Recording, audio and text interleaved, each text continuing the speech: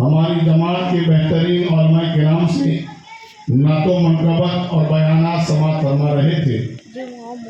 دعا کرتا ہوں اللہ تعالیٰ ان کی محبتوں کو، آپ کی سماعتوں کو اپنی مقدس بارگاہ میں قبول فرمائے، ان کے علم میں، عمل میں، عمر میں دین 11ویں رات 12ویں کی برکتیں عطا فرمائے، اور جو کچھ کہا اس پر ہم سب کو عمل کی توفیق عطا فرمائے، اور آج کی محفل پاک کو ہم سب کے لیے خصوصاً مرحومات کے لیے بخشش و نجات کا ذریعہ بنائے۔ تھوڑی دیر کے لیے میں بھی آپ کی بارگاہ میں حاضر آیا ہوں، اس لیے کہ آج کی محفل پاک کی نسبت ایک مرحومہ کے لیے ایصال ثواب کی طرف کی گئی ہے۔ آج ہم یہاں پر ہماری مرحومہ کے لیے ایصال ثواب کرنے کے لیے جمع ہوئے ہیں، اس لیے کہ ہمارا ایمان اور ہمارا عقیدہ ہے، اور قرآن و حدیث سے بھی یہ بات ثابت ہے کہ بندہ جو بھی کار خیر کرتا ہے، جو بھی نیکی اور بلائی کا کام کرتا ہے، اور وہ بندہ اس نیکی کے بدلے میں جو بھی ثواب پاتا ہے، اور وہ ثواب وہ بندہ اپنے مرحومین کو ایصال کرتا ہے، پہنچاتا ہے، تو علماء فرماتے ہیں، کتابوں میں لکھا ہے کہ اللہ تعالیٰ کرنے والے کو جو فائدہ عطا کرتا ہے، اللہ مرنے والے کو بھی اتنا ہی فائدہ عطا فرماتا ہے۔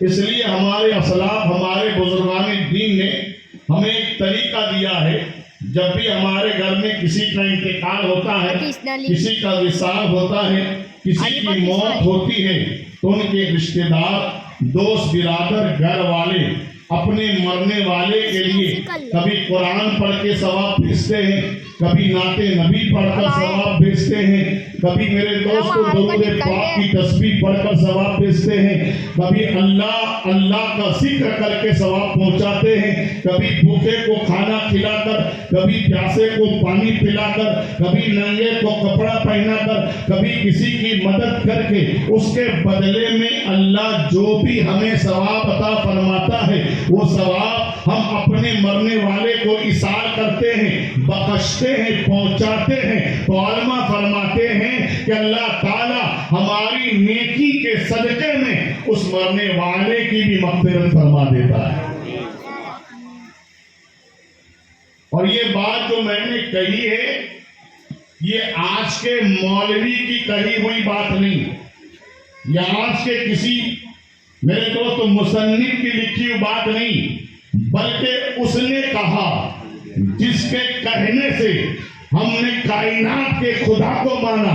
ہم نے خدا کو نہیں دیکھا، نہ تمہاری نظروں نے خدا کو دیکھا، نہ میری نظر نے خدا کو دیکھا، نہ کسی مفتی نے خدا کو دیکھا، نہ کسی محدث نے خدا کو دیکھا، نہ کسی محقق نے خدا کو دیکھا، نہ کسی مدبر نے خدا کو دیکھا، مگر آج دنیا کا مسلمان کا بچہ کہتا ہے ہمارا خدا ایک ہے، ہمارا خدا وحدہ لا شریک ہے، ہم نے خدا کو نہیں دیکھا، مگر پھر بھی کہتے ہیں ہم جس کی عبادت کرتے ہیں وہی عبادت کے لائق ہے، وہی بندگی کے لائق ہے، وہی پرستش کے لائق ہے، اس کے سوا کوئی خدا نہیں ہے، اس کے سوا کوئی عبادت کے لائق نہیں ہے۔ کوئی پوچھنے والا کہہ سکتا ہے جب تم نے دیکھا نہیں تو کہا کیسے کہ اللہ ایک ہے، جب تم نے دیکھا نہیں تو مانا کیسے کہ اللہ ایک ہے؟ تو مسلمان کا بچہ کہتا ہے ہم نے نہیں دیکھا، مگر جس نے دیکھا ہے اس نے کہا ہے، اور اسی کے کہنے سے ہم نے مانا ہے کہ خدا ایک ہے۔ سبحان اللہ، سبحان اللہ۔ سوال پیدا ہوتا ہے کس نے دیکھا؟ تو میرے دوست پوری دنیا کہتی ہے جس نے دیکھا اسی ذات کو آمینہ کا لال کہتے ہیں۔ میرے خدا کی شان یہ کہ میرے خدا کو بندے کی نظر دیکھ نہیں سکتی۔ میرے دوست حضرت موسیٰ کلیم نے بھی کوہ طور پر جا کر خدا کی بارگاہ میں اس بات کی عرضی رکھی، اللہ کی بارگاہ میں حضرت موسیٰ کلیم نے یہ تمنا کا اظہار کیا، اپنی آرزو کو پیش کیا परवरदिगार की बारगाह में हजरत मूसा कहते हैं रब पे अरेनी, ऐ रब मुझे अपना जलवा दिखा, ऐ रब मुझे अपना जलवा दिखा।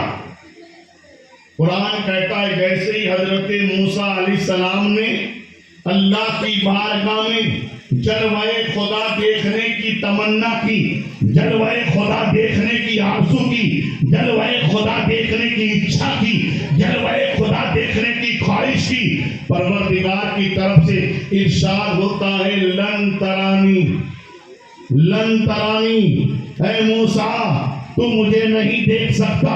हालांकि मूसा किसी चलते फिरते बंदे का नाम नहीं, हजरत मूसा उस बंदे का नाम है जिसको कुरान ने भी कलीमुल्लाह कहा। मेरे दोस्तों हमने भी कलीमुल्लाह कहा, और कलीमुल्लाह का माना होता है अल्लाह से कलाम करने वाला, अल्लाह से बातचीत करने वाला। यानी हजरत मूसा अल्लाह के बंदों में से ऐसे बंदे का नाम है कि वो खुदा से डायरेक्ट बातें करते हैं। अल्लाह के साथ बात करने में न उन्हें फरिश्ते के वास्ते की जरूरत, न किसी जिब्रील की जरूरत। वो एक टूर पर जाते थे, खुदा से हम कलाम होते थे।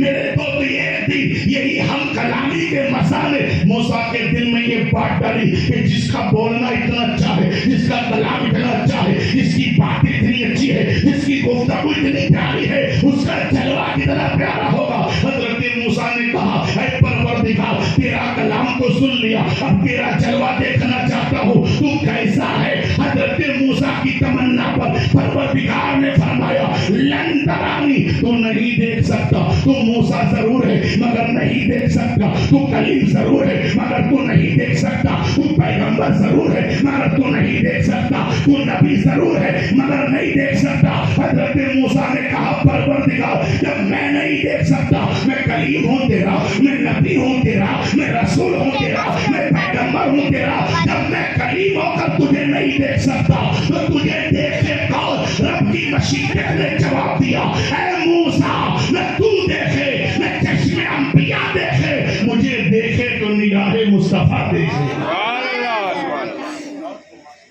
एक ही आंख वाला है जो मेरा जलवा देखेगा, और उसी आंख वाले को जमाना मोहम्मदुर रसूलुल्लाह कहता है। और हम सब जानते हैं कि मेराज की रात अल्लाह ने अपने पास बुलाकर, कह दीजिए मेराज की रात अल्लाह ने अपने पास बुलाकर लामकाम में अपने महबूब को अपना जलवा दिखाया। और उसी रसूल ने कहा अल्लाह एक है, कह दीजिए। और देखो काबिल गौर बात यह है हर नबी ने कहा, आदम से लेकर ईसा तक जितने अंबिया आए, जितने रसूल आए, जितने पैगंबर आए, हर नबी ने ये कहा अल्लाह एक है। बोलो ना आदम ने कहा कि दो है, न मूसा ने कहा कि तीन है, न इब्राहिम ने कहा कितने हैं। आदम से लेकर ईसा तक हर नबी ने ये कहा अल्लाह एक है। आदम ने कहा अल्लाह एक है, मूसा ने कहा अल्लाह एक है, दाऊद ने कहा अल्लाह एक है, इब्राहिम ने कहा अल्लाह एक है, इस्माइल ने कहा अल्लाह एक है, जकरिया ने कहा अल्लाह एक है, दानियाल ने कहा अल्लाह एक है, इदरीस ने कहा अल्लाह एक है, इलियास ने कहा अल्लाह एक है। हर नबी ने यही कहा अल्लाह एक है। मगर फिर भी खुदा एक के बाद दूसरा नबी, दूसरे के बाद तीसरा नबी भेजता रहा। आदम ने भी वही बात कही, मूसा ने भी वही बात कही, ईसा ने भी वही बात कही, मगर अल्लाह ने नबूवत का दरवाजा बंद नहीं किया। आदम का जमाना खत्म हुआ तो दूसरा, दूसरे का जमाना खत्म हुआ तो तीसरा, तीसरे का जमाना खत्म हुआ तो चौथा। इस तरह मेरे दोस्त सिलसिले नबूवत को हमने पढ़ा तो उलमा फरमाते हैं अल्लाह ने कमोबेश 1,24,000 अंबिया किराम को दुनिया में मबूस फरमाया। سبحان اللہ. اور سب نے یہی کہا اللہ ایک ہے، اللہ ایک ہے، اللہ ایک ہے، مگر خدا نے نبوت کا دروازہ بند نہیں کیا. اور جیسے ہی آمینہ کا لال آیا، مصطفیٰ جان رحمت آیا، مصطفیٰ جان رحمت کی آمد ہوئی، میرے نبی تشریف لائے اور انہوں نے کہا اللہ ایک ہے. اللہ نے نبوت کا دروازہ بند کر دیا اور قرآن نے فرما دیا ما کان محمد ابا احد من رجالکم ولکن رسول اللہ وخاتم النبیین. محمد بالغ مردوں میں کسی کے باپ نہیں، ہم نے ان کو نبوت ختم کرنے والا بنا کر بھیجا. اب قیامت تک کوئی نیا نبی نہیں آئے گا. عالم تصور میں رب کی بارگاہ میں کہا پروردگار آدم سے لے کر عیسیٰ تک ہر نبی نے تجھے کہا ایک ہے، ایک ہے، ایک ہے. تو نے نبوت کا دروازہ بند نہیں کیا. اور جیسے ہی محمد نے کہا ایک ہے تو نے نبوت کا دروازہ بند کر دیا، فیصلہ کر دیا اب نیا نبی نہیں آئے گا، اب نیا پیغمبر نہیں آئے گا، اب نیا رسول نہیں آئے گا، اب قیامت تک کوئی نبی نہیں آئے گا. میرے دوستو نیا، میرے دوستو بات کیا ہے؟ تو رب کی مشیت نے جواب دیا بات یہ ہے سب نے کہا ایک ہے، مصطفیٰ نے بھی کہا ایک ہے، مگر سب کے کہنے میں اور مصطفیٰ کے کہنے میں یہ فرق ہے. سب نے بن دیکھے کہا، سبحان اللہ. آدم نے بن دیکھے کہا، موسیٰ نے بن دیکھے کہا، داؤد نے بن دیکھے کہا، ابراہیم نے بن دیکھے کہا. جس نے کہا بن دیکھے کہا میرا مصطفیٰ ہے، جس نے مجھے دیکھ کر کہا ایک ہے. سبحان اللہ. اس لیے جب تک کوئی دیکھنے والا نہیں آتا نا تب تک میرے دوستو ہم اس کی بات کو قبول نہیں کرتے. مثال کے طور پر بہت مشہور بات ہے، یہ الگ بات ہے کہ آج روزہ نہیں رکھتے وہی اتنا چاند پہلے دیکھتے ہیں، تھوڑا کیوں جان بس. مگر چاند کی گواہی کے لیے شریعت نے کیا کہا کہ جب بھی چاند دیکھنے والا آ کر یہ کہے کہ چاند ہو گیا ہے اس کے لیے میرے دوستوں گواہ طلب کیے جائے.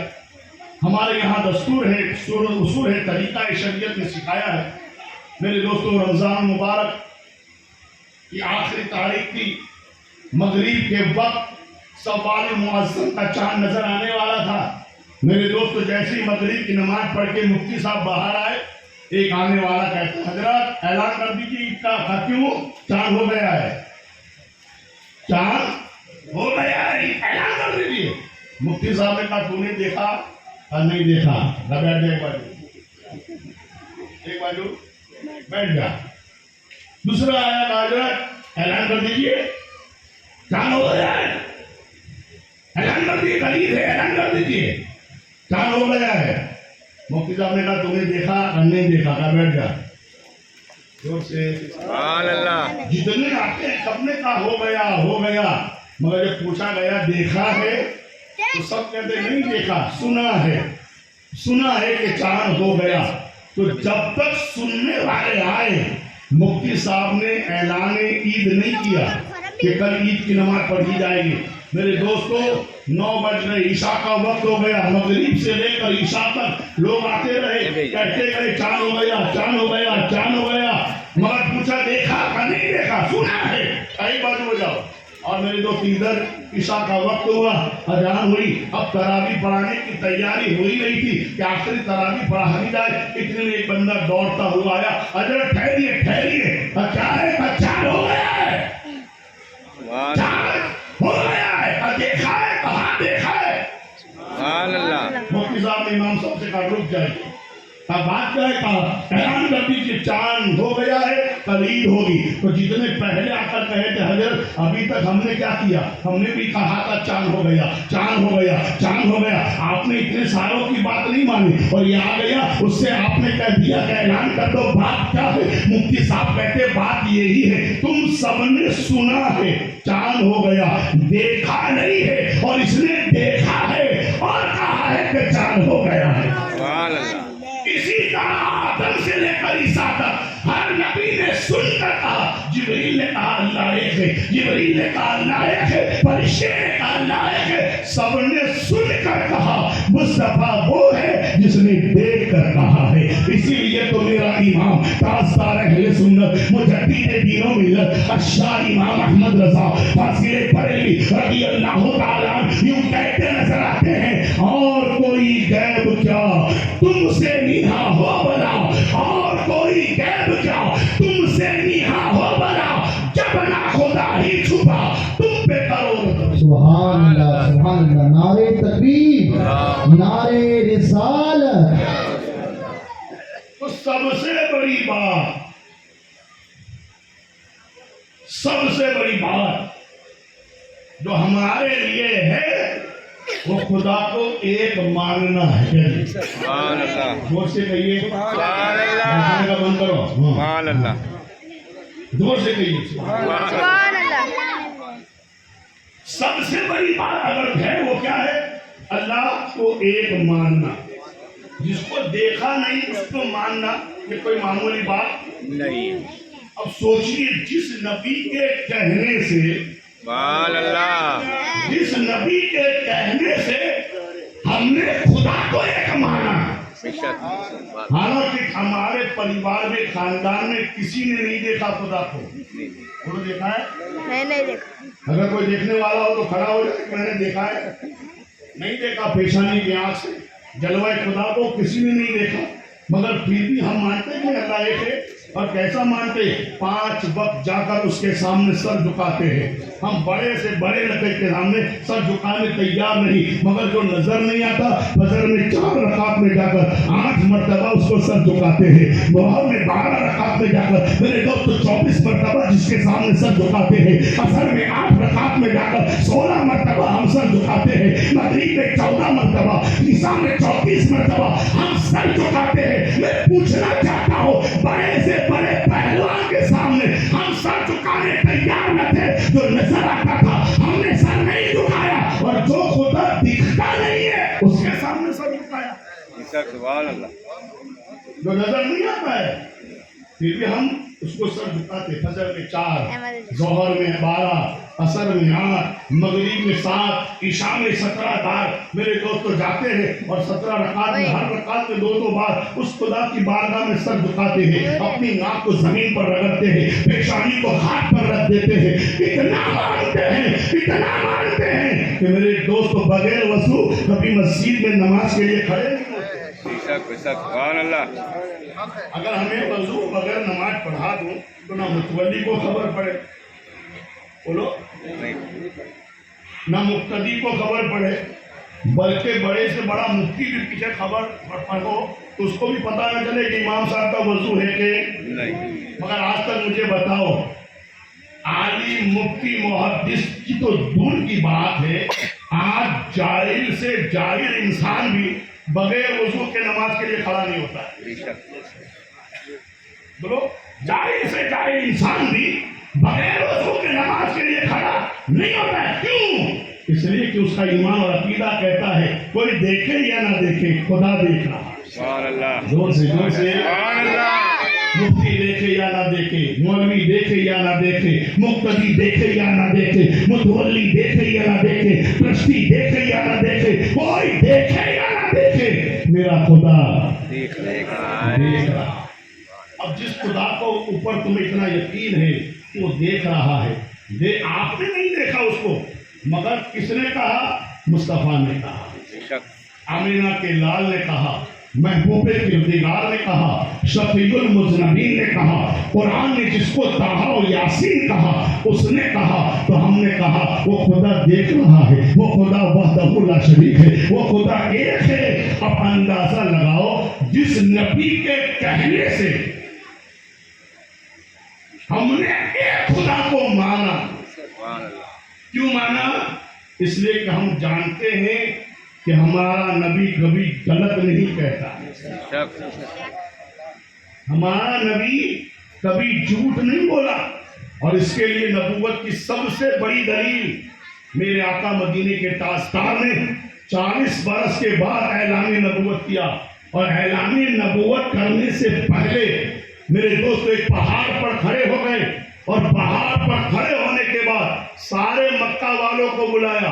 मक्का के सारे हाजिर हो गए पहाड़ के सामने।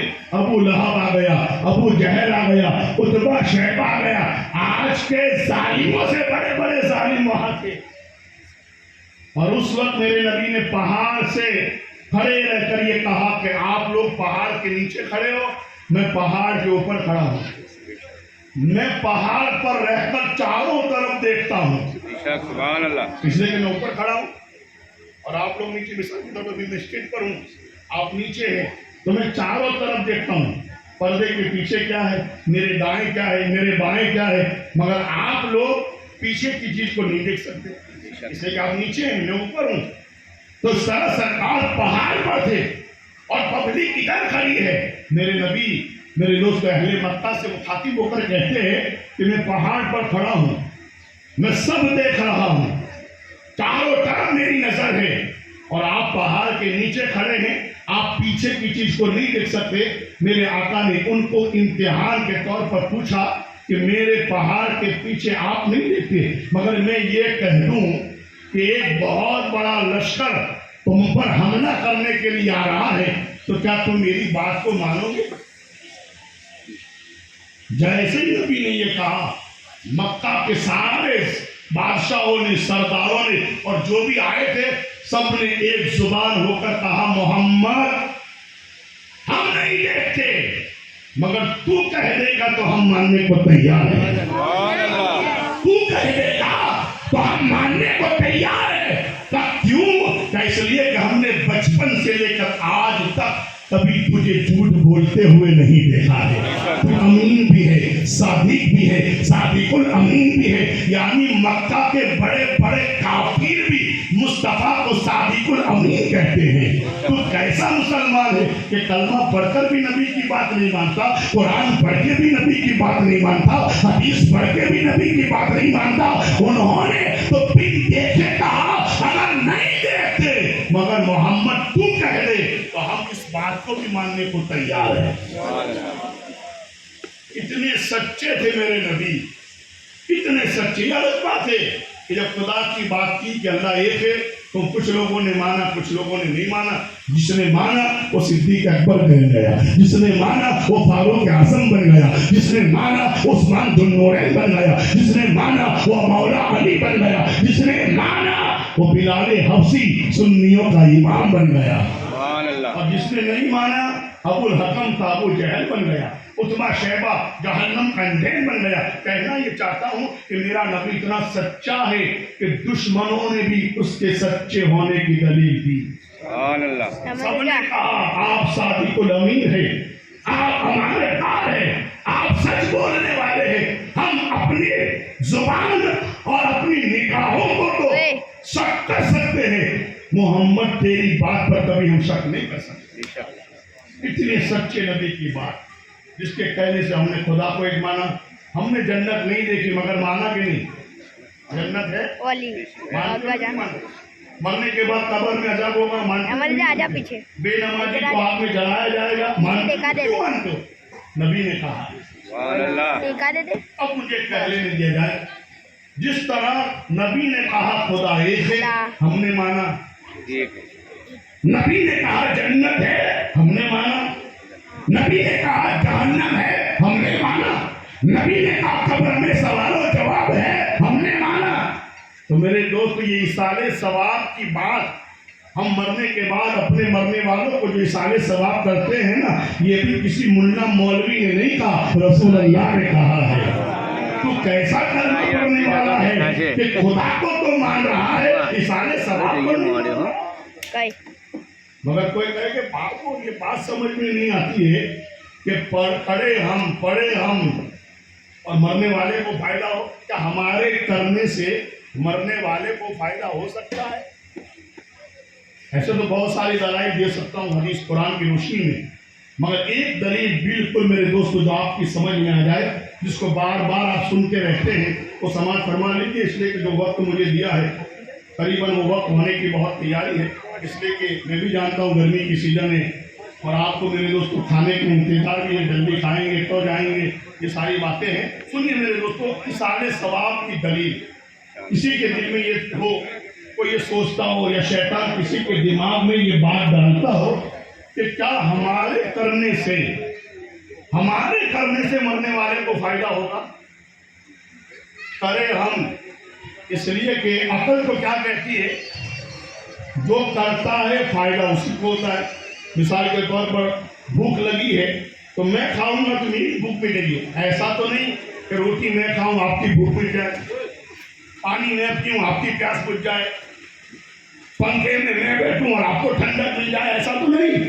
جو کرے گا اسے فائدہ ہوگا، مگر یہ دنیا کی چیزیں ہیں میرے دوستو۔ ثواب ایسی نعمت ہے، آپ کرو آپ کو بھی فائدہ، اور آپ کسی کو عطا کر دو تو آپ کے صدقے اللہ اس کو بھی فائدہ عطا فرمائے گا۔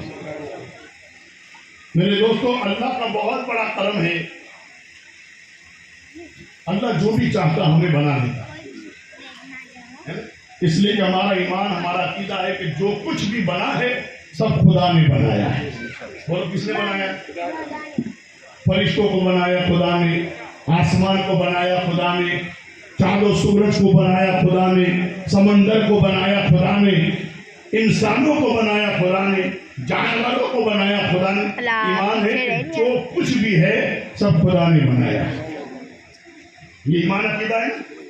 اب سوچئے، ہم کو انسان اللہ نے بنایا، کتے کو اللہ نے بنایا۔ اب سوچئے، تھوڑی دیر کے بعد سوچئے، اگر اللہ انسان بنانے کی جگہ ہمیں کتا بنا دیتا تو آپ کیا کرتے؟ بولو، بنا سکتا تھا، آپ آندولن کرتے، بولو، اب ریلیاں نکالتے۔ آج تک آپ نے دیکھی کہ کتوں نے، سوروں نے ریلیاں نکالی ہو کہ اللہ تو نے ہم کو کیوں بنایا؟ اس کی مرضی، جس کو جو چاہا بنایا، وہ ہم کو بھی کچھ بھی بنا سکتا ہے، مگر یہ اللہ کا بہت بڑا کرم، مہربانی کہ اللہ نے ہم کو جانور، کتا، سور نہیں بنایا، انسان بنایا۔ سبحان اللہ، زور سے سبحان اللہ، اور زور سے سبحان اللہ۔ کیا بنایا؟ انسان۔ اور انسانوں میں بھی اللہ کا کرم، وہ چاہتا تو کچھ بھی کسی اور مذہب میں پیدا کر دیتا۔ ہم بھی میرے دوستوں کیا کیا کرتے، کہاں کہاں جا کر سر جھکاتے، کیا کیا کرتے، مگر اللہ کا بہت بڑا کرم کہ ہم کو نہ پتھروں کے سامنے جھکایا، نہ درختوں کے سامنے جھکایا، نہ جانوروں کے سامنے جھکایا، ہم کو جھکایا تو اپنی بارگاہ میں جھکایا، سبحان اللہ، یعنی مسلمان بنایا۔ اور مسلمان میں بھی اس کا بہت بڑا کرم، احسان کہ ہمیں کسی اور نبی کا امتی نہیں، ہمیں اپنے محبوب کا امتی بنایا۔ سبحان اللہ، وہ نبی دیا جو نبیوں کا سردار بن کر آیا، وہ نبی دیا جو امام الانبیاء بن کر آیا، وہ نبی دیا جو تاجدار انبیاء بن کر آیا، وہ دیا جو معراج کا دلہا بن کر آیا۔ سبحان اللہ، اللہ کا بہت بڑا احسان کہ ہم کو مسلمان ہے۔ میرے دوستو، اب اتنی بات یاد رکھیے، اللہ کی مخلوقات میں سب سے اونچا مقام اللہ نے کسی کو دیا ہے تو انسان کو۔ اللہ کی مخلوقات میں سب سے اونچا مقام اگر اللہ نے کسی کو دیا ہے تو انسان کو۔ انسان سے اچھی کوئی مخلوق خدا نے نہیں بنائی۔ سبحان اللہ، اور انسانوں میں بھی اللہ نے اگر سب سے اونچا مقام کسی کو دیا ہے تو مسلمان کو، بے شک، سبحان اللہ، اور مسلمان میں بھی سب سے اونچا مقام اگر کسی کو دیا ہے تو مصطفیٰ کے غلاموں کو۔ سبحان اللہ، قرآن نے جس کو بہترین امت کہا وہ ہم ہیں۔ حالانکہ ہمارے کرتوت ایسے نہیں، ہمارے کام ایسے نہیں کہ ہم بہترین کہے جائے، مگر یہ بھی مصطفیٰ کا صدقہ ہے۔ اللہ نے ہمارے کام دیکھ کر نہیں، نبی کی نسبت سے ہم کو بہترین کہا ہے۔ سبحان اللہ، کچھ بھی ہے مگر میرے محبوب کا ہے، میرے پیارے کا ہے۔ اب سوچئے، ساری کائنات میں سب سے بہترین مخلوق انسان میں بہترین مسلمان، اور مسلمان میں سب سے بہترین نبی کا غلام، سب سے بہترین۔ اب سوچئے، آپ کے دل میں یہ بات آتی ہے کیا ہمارا کرنے سے، ہماری نیکی سے، ہمارے پڑھنے سے، ہماری تلاوت سے، ہمارے ذکر سے کیا مرنے والے کا عذاب دور ہوگا؟ کیا مرنے والے کو فائدہ ہوگا؟ تو سنیے، ہم تو بہت اونچی شان والے ہیں، اللہ نے ہمیں تو بہت اونچا بنایا ہے، مگر جس کو ہم کچھ بھی نہیں سمجھتے ہیں اس کے بارے میں حدیث میں آیا ہے، ایک مرتبہ ہمارے آقا مدینے کے تاجدار دونوں جہاں کے مالک و مختار جناب احمد مصطفیٰ محمد عربی روح فدا صلی اللہ علیہ وسلم ایک کھچر پر بیٹھ کر صحابہ کرام کے ساتھ کہیں تشریف لے جا رہے تھے۔ کھچر ایک جانور ہے جو گھوڑے سے چھوٹا ہوتا ہے، گدھے سے بڑا ہوتا ہے۔ پہلے اس کا استعمال سواری کے لیے کیا جاتا تھا میرے دوستو، جس کو کھچر کہتے ہیں۔ آج ہم نے اس کو نہیں دیکھا ہے مگر کتابوں میں پڑھا ہے کہ کھچر پر بیٹھ کر جا رہے تھے، صحابہ کرام بھی ساتھ میں تھے۔ سرکار ایک جگہ سے گزرے تو کیا ہوا، کھچر نے اپنے آگے کے دونوں پیروں کو ادھر کر دیا۔ حدیث کے الفاظ ہے اتنے ادھر ہو گئے قدم کہ سرکار زمین پر تشریف لے آئے۔ اور آپ سب جانتے ہیں کہ جانور جب کوئی ڈراؤنی چیز دیکھتا ہے نا تو میرے دوستو وہ رک جاتا ہے، اپنے پیروں کو ادھر کرتا ہے اور گھبرا کر چلانے لگتا ہے۔ سرکار جب زمین پر آئے تو صحابہ کرام، آپ کے دیوانے، آپ کے چاہنے والے، آپ سے محبت کرنے والوں نے دیکھا کہ کھچر کے اونچا ہو جانے سے نبی تشریف زمین پر لے آئے۔ تمام صحابہ کرام میرے دوستو سرکار کے آجو باجو کھڑے ہو گئے، کہا یا رسول اللہ کیا بات ہے؟ میرے آقا نے کہا پریشان نہ ہو، بات کچھ بھی نہیں ہے۔ بات دراصل یہ ہے کہ جب ہم یہاں سے گزر رہے تھے تو اس کھچر کی نظر یہ دو قبروں پر گئی۔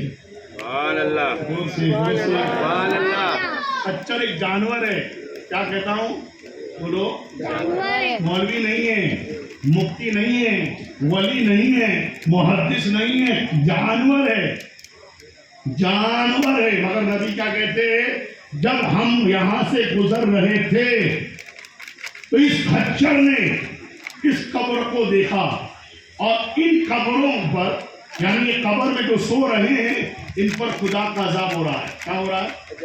آگ کے شعلے بلند رہے، اور اس آگ کے شعلوں کو دیکھ کر کھچر گھبرا گیا اور یہ رک گیا، اس نے اپنے پیروں کو ادھر کر لیا۔ میرے آقا فرماتے کھچر نے قبر کے عذاب کو دیکھا، اور یہ آقا نے بتایا گویا کھچر کا یہ کمال نہیں، بات دراصل یہ تھی کہ اس کھچر پر میرا نبی جلوہ فرما تھا، اور نبی کی برکت سے اللہ نے کھچر کی نظروں سے سارے پردے ہٹا لیے تاکہ پہلے دوستو کھچر بھی دیکھ سکے کہ قبر میں کیا ہو رہا۔ اور بتاؤ جب کھچر قبر کو دیکھ سکتا ہے تو مصطفیٰ جان رحمت کی نظر کہاں لگا۔ سرکار نے کہا یہ دو قبر پر عذاب ہو رہا ہے، اس لیے یہ کھچر ڈر کے کھڑا ہو گیا۔ حدیث کے الفاظ ہے پھر میرے آقا نے صحابہ سے کہا کہ سامنے جو درخت نظر آتا ہے وہاں سے ایک ڈالی توڑ کے لاؤ، ایک ساکھ توڑ کے لاؤ۔ میرے دوست ایک صحابی گئے اور وہاں سے ایک ڈالی توڑ کر لائے۔ حدیث میں الگ الگ الفاظ ہے کہ وہ درخت کس کا تھا۔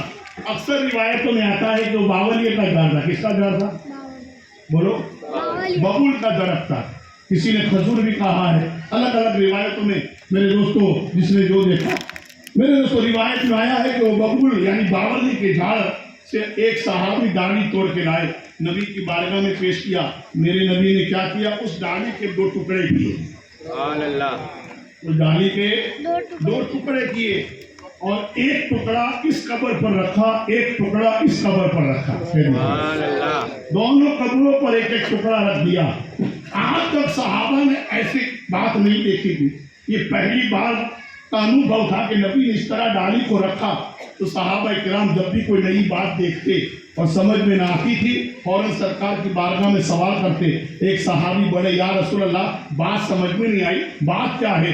آپ نے ببول کی ڈالی توڑ کر دونوں قبر پر ایک ایک ٹکڑا رکھ دیا، بات کیا ہے؟ میرے نبی فرماتے ہیں یہ دونوں قبروں پر عذاب ہو رہا ہے، یہ قبر والوں پر عذاب ہو رہا ہے، عذاب ہو رہا ہے۔ اور عذاب بھی کسی بڑے کام کی وجہ سے نہیں، بڑے گناہ کی وجہ سے نہیں۔ سنو عذاب کس لیے ہو رہا تھا؟ تو میرے نبی فرماتے ہیں اب وہ کب مرے، انہوں نے اپنی زندگی میں کیا کیا، کس کی قبریں ہیں کوئی نہیں جانتا، مگر نبی اس کو بھی بتا رہے ہیں سبحان اللہ، کہ کس کی قبر ہے۔ عذاب ہو رہا ہے، اور عذاب کیوں ہو رہا ہے؟ آپ دنیا کا بڑے سے بڑا مسئلہ لے کر آپ قبرستان پہنچ جاؤ، اور اس मशीन से आप कब्र को देखो, कब्र के मुर्दे की हड्डियां तो नजर आएगी, उसकी खोपड़ी नजर आएगी, मगर उस पर अजाब हो रहा है कि उस पर नेमत बरस रही है, ये दुनिया का मशीन नहीं बता सकता। ये दुनिया के मेरे दोस्तों कोई भी मशीन उसको नहीं बयान कर सकता। हालांकि मशीन 1000 फुट के नीचे के पानी को बता सकता है, पत्थर को बता सकता है, वहां कितना खजाना ये बता सकता है, मगर कब्र के अजाब को नहीं बता सकता। इसलिए कि कब्र का अजाब देखने के लिए मशीन की जरूरत नहीं, निगाहे विलायत की जरूरत है, सुभान अल्लाह, रूहानियत वाली नजर की जरूरत है। मेरे आका की निगाह नबूवत देख रही थी कि अजाब हो रहा है, और सरकार ये भी जानते कि अजाब किस लिए हो रहा है। सरकार ने कहा अजाब बड़े कामों की वजह से नहीं, 2 छोटे छोटे कामों की। एक ऐसा मरने वाला है जो गीबत से नहीं बचता था। गीबत जानते हो, गीबत किसी के पीठ पीछे उसकी बुराई करना, ये गीबत है, इसकी वजह से अजाब हो रहा है। और दूसरा वो है जो पेशाब के छींटों से नहीं बचता था। अब कितना छोटा बना, चोरी क्या, ब्याज की बात नबी ने की, ये तो बड़े बड़े गुनाह है। अब सोचिए जब पेशाब के छींटों से न बचने वाला, गीबत करने वाले को जब आग में अजाब होता है, तो जो सूद खाते, ब्याज खाते हैं, हराम खाते हैं, लोगों को सताते हैं, माँ बाप को मेरे दोस्तों परेशान करते हैं, माँ बाप का हक अदा नहीं करते, माँ बाप के सारे एहसानात को भूल जाते हैं, माँ बाप की खिदमत करने को तैयार नहीं, बताओ उनका हाल कब्र में क्या होगा वो जाने, उनका खुदा जाने। वक्त हो रहा है, इसे लंबी गुफ्तगू नहीं करता। सरकार फरमाते हैं 2 गुना, एक गीबत करता था और एक पेशाब के छींटों से नहीं बचता था, इसलिए उन पर अजाब हो रहा है। सरकार की बारगाह में पूछा गया, या रसूलल्लाह फिर आपने दाढ़ी तोड़ कर क्यों रखी? तो मेरे आका फरमाते हैं कि जो भी चीज तर होती है, तर का मतलब लेनी, ताजी होती है, वो खुदा का जिक्र करती है। सुभान अल्लाह, वो खुदा का बोलो जिक्र करती है। मेरे आका फरमाते मैंने दाढ़ी को तोड़कर इसलिए कब्र पर रखा कि जब तक ये हरी रहेगी, जब तक ये ताजी रहेगी, जब तक ये लीली रहेगी, खुदा का जिक्र करती रहेगी। और जब तक ये खुदा का जिक्र करती रहेगी, अल्लाह इसके जिक्र के बदले, इसके जिक्र करने के सदके इस कब्र वाले के अजाब में आसानी कर देगा। सुभान अल्लाह, जोर से वो कौन कह रहा है? नबी कह रहे हैं, जिसके कहने से हमने खुदा को माना, जिसके कहने से जन्नत को माना, जिसके कहने से हमने अर्शो कुर्सी को माना, वो नबी कह रहा है कि जब तक ये जिक्र खुदा तस्बीह पढ़ती रहेगी, इसकी तस्बीह की बरकत से इन कब्र वालों के अजाब में आसानी होती रहेगी। अब बताओ, जिक्र करने वाला कोई मुफ्ती नहीं, जिक्र करने वाला कोई मौलवी नहीं, जिक्र करने वाला कोई हाफिज कुरान नहीं, बावलिया की डाली है। नबी कहते हैं जब उसके जिक्र करने से कब्र वाले के अजाब में आसानी हो सकती है, उसके अजाब कब्र दूर हो सकता है, तो मुझे कह लेने दिया जाए, अगर नबी का गुलाम अल्लाह रसूल का जिक्र करके मरने वाले को सवाब पहुंचाएगा, तो इसके सवाब से मरने वाले को फायदा क्यों नहीं हो? बेशक, सुभान अल्लाह, मेरे दोस्तों, इसलिए जो मानने वाले हैं उन्होंने देखा कि जब बावलिया की दाढ़ी से अजाब कब्र दूर हो सकता है, तो मुसलमान हाफिज कुरान पढ़ने वाले के जिक्र से हमारे कब्र का अजाब दूर क्यों नहीं हो सकता? इसलिए जब भी हमारे घर में किसी का इंतकाल होता है, हमारे घर वाले कभी मेरे दोस्तों ज़ियारत के नाम पर, कभी दसवे के नाम पर, कभी बरसी के नाम पर, कभी चहलुम के नाम पर लोगों को जमा करते हैं और जिक्र व अस्कार करते हैं, कुरान की तिलावत करते हैं, दरूद व सलाम पढ़ते हैं, नाते नबी करते हैं। मेरे दोस्तों, अल्लाह उसके रसूल का जिक्र करते हैं और उसका सवाब मरने वाले को पहुंचाते हैं। और मेरे आका फरमाते हैं जब बबूल की डाली के जिक्र से मरने वाले को फायदा हो सकता है, तो मुसलमान तेरे जिक्र से मरने वाले को फायदा क्यों नहीं हो सकता? इसीलिए कहा करो मेहरबानी तुम अहले ज़मीन पर, खुदा मेहरबा होगा अर्शे बरी पर। मगर ये वही मानेगा जिसने सच्चे मानों में नबी को माना है, वाकई जो नबी को गैर का मानता है, वाकई जो नबी के जात पर मेरे दोस्तों ईमान रखता है। और मेरे दोस्तों, वही इंसान कामयाब है जो जिए तो ईमान वाला बनकर, मरे तो ईमान वाला बनकर। इसीलिए कहा न संभलोगे तो मिट जाओगे। ऐ हिंदी मुसलमानों, गंदे पर तो कोई को धूप नहीं लगती है, यहाँ ऊंचा देखता है,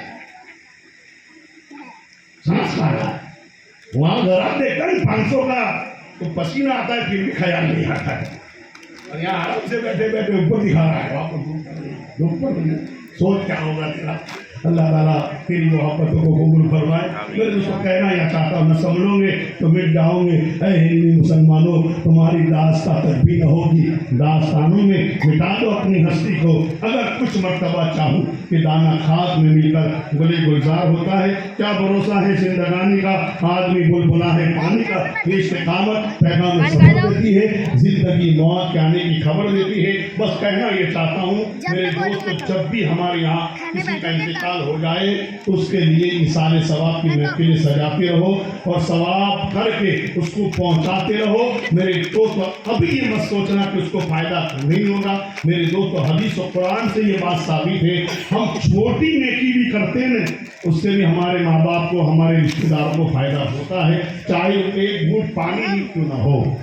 किसी की प्यास बुझाई और उसका जो सवाब है वो भी अगर तुमने मरहूमी को पहुंचाया तो अल्लाह उसका भी बदला आपके मरने वाले को। इसीलिए मेरे आका कब फरमाते हैं कि कब्र वाला कब्र में सवाब का इस तरह इंतजार करता है जैसे डूबने वाला बचने के सहारे का इंतजार करता है। कोई बंदा डूब रहा हो तो आखिरी दम तक इस इंतजार में रहता है, कोई बचाने वाला आ जाए, कोई जरिया मिल जाए बचने का। इसलिए हमारे बुजुर्गों ने कहवत भी बनाई, डूबते को तिनके का सहारा काफी। कभी कभी छोटा सहारा हमें डूबने से बचाकर किनारे तक पहुंचा देता है। सरकार फरमाते, जिस तरह डूबने वाला बचने के सहारे का इंतजार करता है, इसी तरह कब्र वाला हमारे सवाब का इंतजार करता है। कभी कभी हमारी छोटी सी नेकी भी कब्र वाले को जन्नत में ले जाने का जरिया बनता है।